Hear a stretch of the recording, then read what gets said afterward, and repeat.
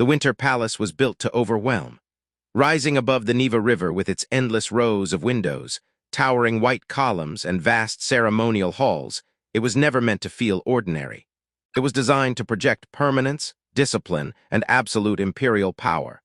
From 1732 until 1917, it served as the official residence of the Romanov dynasty, a ruling house that shaped the fate of an empire for nearly 3 centuries. The version of the palace most people recognize today took form in the mid-18th century under the architect Bartolomeo Rastrelli, whose grand Baroque vision transformed the building into a symbol of imperial Russia. But even that version did not remain untouched.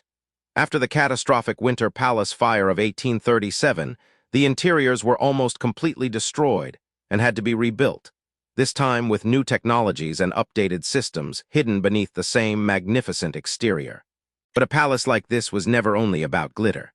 Behind the chandeliers, marble staircases, and gilded halls was something far more complicated.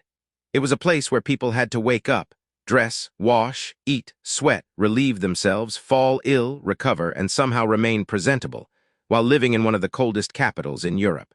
Hygiene inside the Winter Palace was not a small domestic concern. It was part of court life, part of imperial image, and part of the hidden system that kept the Romanov world functioning. That is what makes the subject so revealing.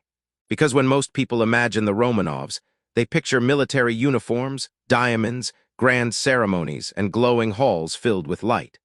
What they do not imagine is the practical reality behind every polished surface. Where did the water come from? How was it heated? How were rooms ventilated in winter? Where did waste go? How were clothes cleaned? How were bodies maintained in a building designed for spectacle, not comfort? Inside the Winter Palace, hygiene was never equal. The emperor did not live the same way as a servant. A grand duchess did not experience space like a porter or a stoker. A reception hall could shine perfectly for a visiting ambassador, while just behind it, a hidden corridor carried the burden of dirt, waste, and constant labor. Cleanliness in this world was not just about health. It was about hierarchy. It was about order. It was about power being made visible, and just as importantly, it was about labor being made invisible. For much of the Romanov era, the meaning of clean was very different from what it is today. In the 18th century, even in a court that had been heavily influenced by Peter the Great, bodily cleanliness did not yet mean frequent bathing under running water. Instead, hygiene was a combination of habits, traditions, and available resources. And in Russia, there was one powerful tradition that shaped everything: the banya. Long before modern plumbing, the banya was central to Russian ideas of health, purification, and renewal. It was not just about washing the body, it was a ritual, a social space, a cultural identity. Even as the elite adopted European fashion, architecture, and etiquette, the banya remained deeply rooted in Russian life. Rulers like Catherine the Great even encouraged its use, seeing it as beneficial to the strength and health of the population. This created a unique overlap inside the Winter Palace. On one side, there was imported European court culture, focused on appearance, refinement, and controlled behavior. On the other, there were older Russian traditions of bodily care, rooted in steam, heat, and ritual cleansing. So hygiene inside the palace was never just one act.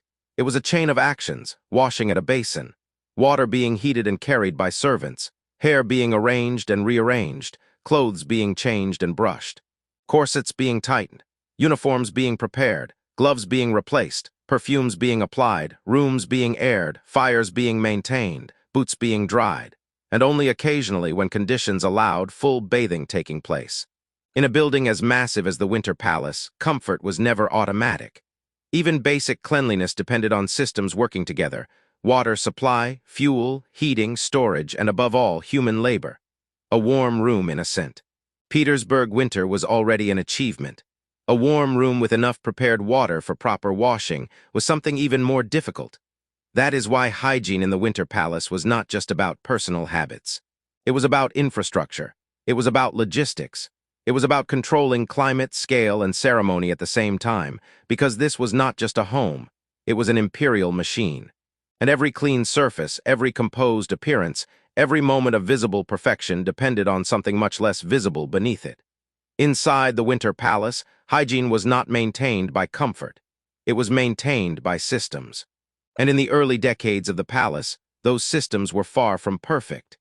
The building, for all its grandeur, was never originally designed as a modern, hygienic structure. Instead, it inherited older methods that relied heavily on manual labor, improvisation, and constant maintenance. At the most basic level, waste management inside the palace was inconsistent. There was no fully integrated sewage system in the modern sense. Instead, the palace functioned through a patchwork of solutions. Some rooms had fixed toilets, others relied on chamber pots, and many spaces depended entirely on servants to remove waste manually. This meant that sanitation was never automatic. It was always dependent on people. Even in the most refined apartments, chamber pots remained part of daily life well into the 18th and early 19th centuries. They could be hidden inside furniture disguised as cabinets or placed discreetly within private rooms, but they were still there. And once used, they had to be emptied, carried, cleaned, and returned every single day. In a palace filled with hundreds, sometimes thousands of people, this created an entire hidden system of movement. Servants traveled through corridors that guests would never see. They carried water in one direction, waste in another. Clean linen upward, dirty linen downward, everything moved constantly, but always out of sight, because visibility mattered. The Romanov dynasty ruled through image as much as authority, and nothing could disrupt that image. A reception hall could shine with polished floors and glittering chandeliers, while just behind its walls another world existed, one of buckets, heat, odors, and relentless work. This divide was not accidental. It was built into the structure of the palace itself. Hygiene in this environment was not just about removing dirt. It was about controlling where dirt was allowed to exist. That began to change under Nicholas I of Russia. By the early 19th century, the demands of court life had grown too large for older systems alone. The Winter Palace was no longer just a residence. It had become a massive ceremonial space, one that could host thousands of guests at a time. Large receptions, including New Year gatherings, could bring enormous crowds into the building. At that scale, hygiene was no longer a private matter. It became a logistical challenge and a political necessity. To address this, new technologies were introduced. In 1826, early flushing toilets began to appear inside the palace. Water closets were installed in key areas, especially in the private apartments of the emperor and empress and in spaces near major reception halls. This was a significant shift. For the first time, parts of the palace were moving toward something recognizable as modern sanitation. But the transformation was incomplete. Older methods did not disappear. They remained alongside the new. Chamber pots continued to be used. Hidden toilets still existed. And the effectiveness of every system still depended on the people maintaining it. So even as technology advanced, the underlying reality did not change. Hygiene still depended on labor. Then came a turning point that reshaped everything. The Winter Palace Fire of 1837. It was one of the most devastating events in the palace's history. The interiors were destroyed. Rooms were reduced to ashes, and the Romanov court was forced to rebuild. But this disaster also created an opportunity. When the palace was reconstructed, it was not simply restored, it was modernized. Behind the familiar exterior, new materials and systems were introduced. Iron replaced wood in key areas. Brick and ceramic improved structural safety. And most importantly, the palace gained central heating. This single development changed daily life in ways that were not immediately visible, but deeply important. Before central heating, warmth in the palace depended on individual fireplaces. Rooms could be cold, damp, and inconsistent. Drying clothes, warming water, and maintaining comfort required constant effort. After the reconstruction, heating became more stable. Rooms could stay warmer for longer. Moisture could be reduced, and hygiene became slightly easier to maintain. At the same time, improvements in water supply began to appear. Some rooms gained access to running water, not everywhere, not always reliable, but enough to begin shifting how washing and cleaning were managed. These changes did not create modern comfort overnight, but they expanded what was possible. A warm room in winter became more achievable, washing became less punishing, and the palace as a whole became more manageable.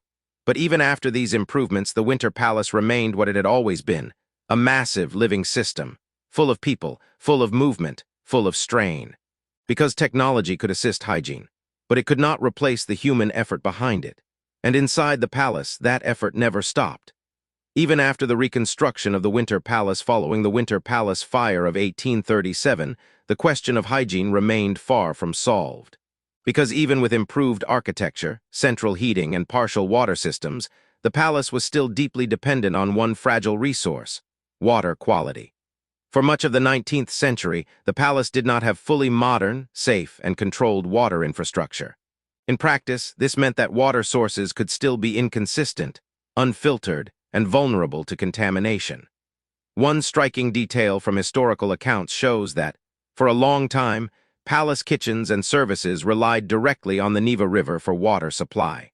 That meant that everything, cooking, washing, cleaning, and drinking preparation, was tied to a natural water source that was not always safe by modern standards.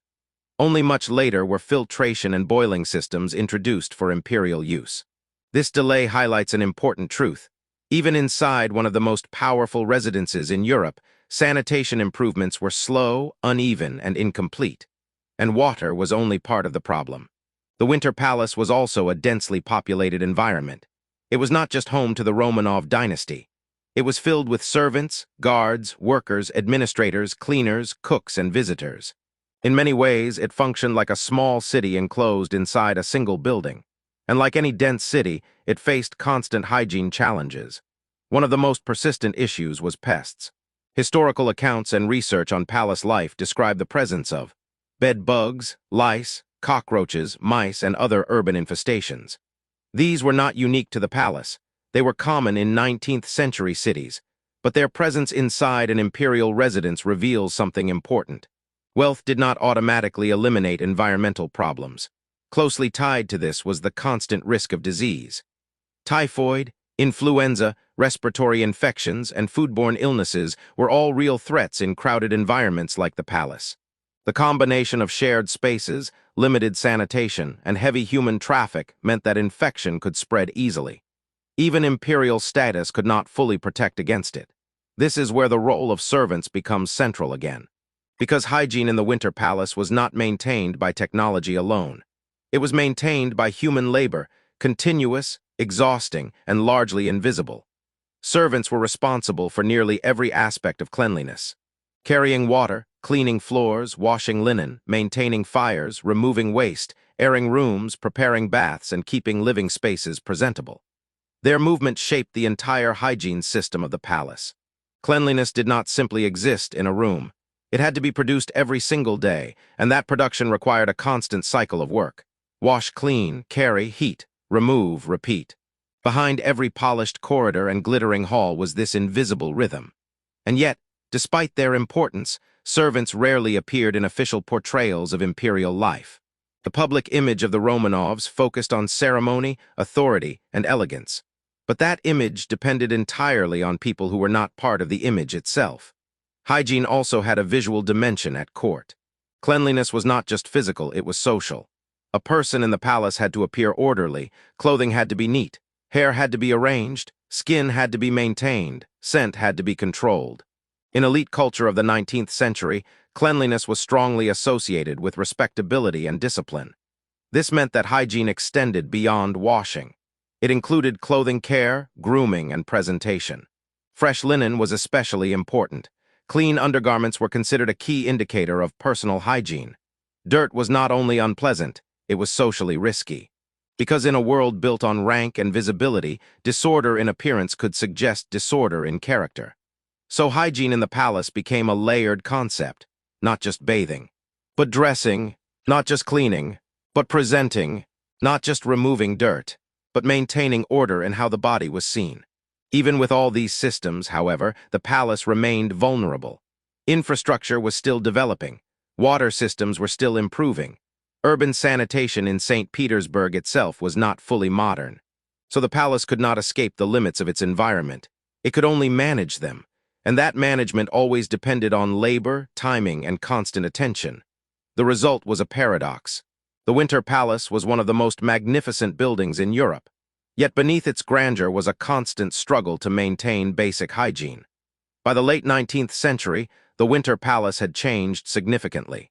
Under Alexander III of Russia and later Nicholas II of Russia, the palace was used more as a ceremonial state building than a daily family home. This shift also changed hygiene inside the palace. In the highest imperial apartments, modern-style bathrooms began to appear.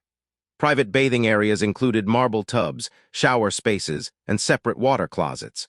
For Nicholas II, these facilities were part of a more advanced and controlled living space compared to earlier generations. But this modernization was limited. Only the top level of the palace enjoyed such comfort. Elsewhere, older systems and unequal living conditions still existed. By this time, hygiene had become highly divided. Visible luxury for the imperial family, and hidden labor for everyone else. During World War I, parts of the palace were even converted into a military hospital, showing how its role had shifted from royal residence to public service space. Then came 1917. After the February Revolution and the October Revolution, the Romanov system collapsed. And with it, the entire structure of palace life, including its carefully controlled system of hygiene and hierarchy, fell apart. Because hygiene in the Winter Palace was never just about cleanliness. It was about power, order, and control over the human body. When the palace fell, so did that system.